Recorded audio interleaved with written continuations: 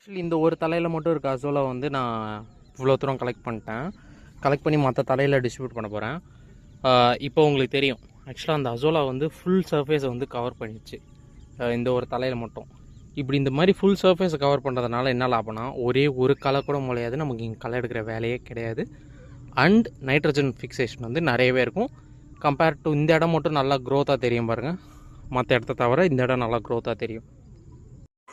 Okay, we have got a bucket full of azolla. இது ஃபுல்லாக azolla.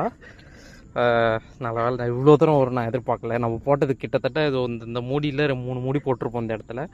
நல்லா வளர்ந்துருக்கு. இப்போ இது வந்து மற்ற இடத்துக்கு ஸ்ப்ரெட் பண்ணி விட்டால் இன்னும் கொஞ்சம் நிறைய வளரும். அப்போ நிறைய வந்துச்சுன்னா நமக்கு 2ஆம் காலம் 3ஆம் காலைக்கான தேவையே இருக்காது. அண்ட் அப்படியே வந்து நைட்ரஜன் சத்தையும் சப்ளை பண்ணிவிடுவோம். இப்போ இந்த அசோலாவை வந்து இந்த மேல் தலை, அதாவது இந்த தலை தான் வந்து இருக்கிறதுலே ஹைட்டஸ்ட்டு. இந்த தலையில் வந்து நம்ம இப்போ இந்த 2 அசோலாவை ஸ்ப்ளிட் பண்ணி போட்டுடலாம்.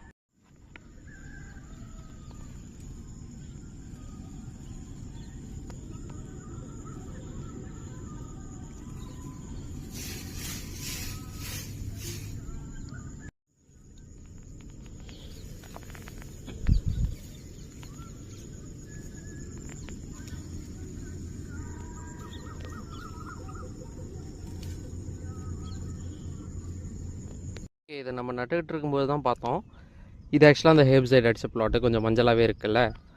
இந்த இடம் வந்து ஹேப்சைட் படலை. இங்கே எவ்வளோ கலர் இருக்குது பாருங்களா, அப்படியே எந்த அளவுக்கு கலர் இருக்குன்னா, இதை இந்த அளவுக்கு தான் இது ஃபுல்லாகவே வந்து கொல்லி ஃபுல்லாகவே இருந்துச்சு.